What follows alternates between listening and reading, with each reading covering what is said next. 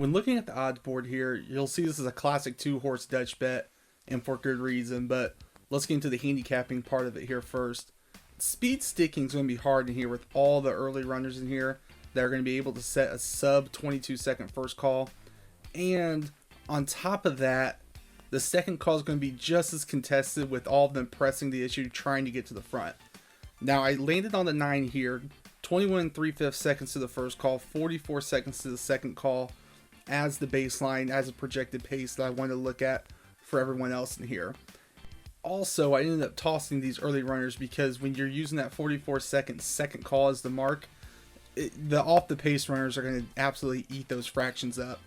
But when we look at the first call here of the early runners, 21 3/5 seconds, we can start off by looking at the 10 down here, 21 3/5 seconds. So now we have one other horse that's going to be in there early.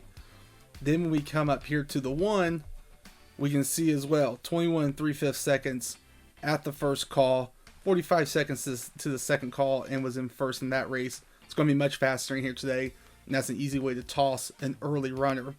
And then I also want to touch on the 2. Now we don't have positional calls in here at all for the 2, but what made me lead to tossing him is when we look down here at 3 back lead. So I know this horse wants to get to the front, and when we're talking about overseas runners, the rule of thumb I go with is I want to see multiple grade 1 wins, and he only comes in with 1, and especially when we look over here at the odds, he was 28-1. He wasn't supposed to win that race. Other than that, this is a horse that's coming over looking maybe to strike while he's hot. The last piece of this, the inside turf sprints at Keeneland, they're not the place to be. He drew the 2 hole. So at 3-1, I was more than happy tossing him just on that. Now, what we need to do is go through here and look at who can run to that 44 seconds second call. The 3, you can see he's been competitive in his last few starts. The line I went to was 4 back, 44 2/5 seconds, so 2/5 slower than what we're looking at. But we can see he can make positional moves in here to win the race. So that's why I ended up including him as a C. I think, he was on the outside looking in, but tossing a horse like the 2, who ended up being 7-2, more than happy with including him in here with the contenders. The 4 is much too slow for me to like. 45 seconds in his last win, and then you look at his other win, 46 2/5 seconds, even though that was at Turfway. It's too slow in here, and he's not going to be close in here today. The 5 was a horse that I was very high on, and you can see last time out, 44 2/5 seconds to the second call. He was in 5th, held that position, ended up winning the race. Now, I had him as a B horse, and you'll end up seeing later why as to why I bet him to win. But he can run against these sub 22 second opening calls and be competitive. And that's what I think is really important, even in looking at off the pace runners. I put a lot of focus on the second call times, but you have to put the whole thing together. He can run positionally where he needs to be against those fast early fractions, as well as use the second call to his advantage to win. Now, again, you have to see these are optional claiming races he's coming out of, so he's stepping up in class today. So we're definitely looking for an overlay. And at 15-1, I think he was more than a good overlay in this spot. The 6 is the same sort of scenario. Last time out, 21 3/5 seconds to the first call, 45 seconds to the second call at Kentucky Downs. That was against grade 2 company, and you see the positional, he's in 10th at each call, but ends up getting up to lose by half a length in 4th. A horse that can pass runners, always going to be potent.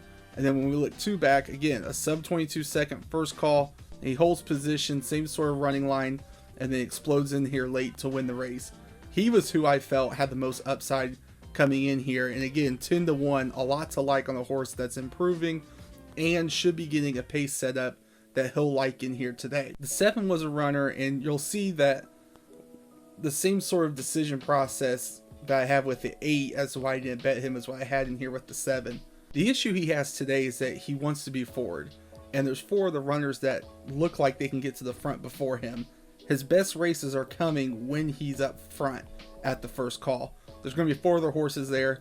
He's going to be further back, and we see that when he's further back off the pace early, he's not going to win. So he was a pretty simple toss in here for that reason. The 8, and I think the 8 was probably the best horse to win on paper. And what I mean by that is You can see 2 races back, this line 21 4/5, 44 and 1/5 second. You know, right up on the pace, and ends up winning that race and fighting the whole way through the lane. I mean, some absolutely flashy pace lines in here. We see back on April 26th here at Keeneland, 21 2/5, 44 and 1/5, and he took that gate to wire to win. Go one below him, even though it's on the dirt. 21 4/5, 44 and 4/5, sat 5th, makes a big move, ends up winning the race. The concern that I had is that he wants to be forward, and that's why at 7-2 as well, do you want to bet a horse that needs to be positionally forward, knowing that there's going to be 4 other horses that are going to be in his way to run the way that he wants to win a race? Is he a contender? Absolutely. He's a must include in my eyes, but I think that was the knock he had coming into this spot. The 9 we've talked about, the 10 we've talked about, the 11. The angle I took here, and you look over here, you know, the one race here at Keeneland, he ran 5th. All right, that's a good race within a bad race. The way I evaluated him is he's a California horse coming in. A big fade usually coming to Keeneland are those California horses shipping in. He was 6-1 when it closed, so obviously not taking a lot of money off the 4-1. I think people kind of sniff out that angle nowadays anymore. And then lastly, the 12, 20-1, but you see last time out, 44 and 3/5 seconds to the second call on the turf. Good enough for 3rd. They're going to run in here quicker today, so a faster pace isn't going to benefit him, so he was a toss. When we look at the board, what I will always do in a race like this for win bets is bet my 2 biggest prices to win, especially when we see double-digit odds on like we have with the 5 and 6, 11-1 and 14-1. Now that's for win bets. Again, I have 3 horses that I'm looking at as A and B horses.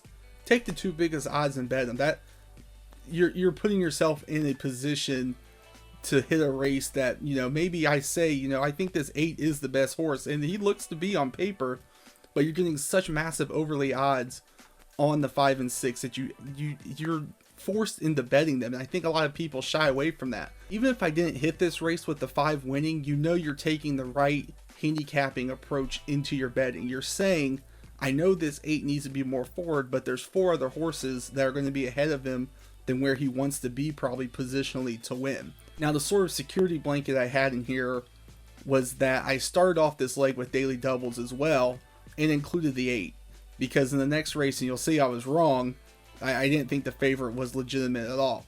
Now, I normally also would have went pick 3s in here, but opted out due to the fact that the 8 was the co-favorite with the 2, but with including the 8 and then wanting to end the sequence with an odds-on favorite, I decided to, you know, opt out of the pick 3s, since potentially we'd have 2 heavy favorites included in the sequence. But regardless, able to capitalize on the 5 in here at 11-1, 2-horse Dutch bet with the 6. More than happy getting 11-1 on a horse that I felt was more than improving into this race.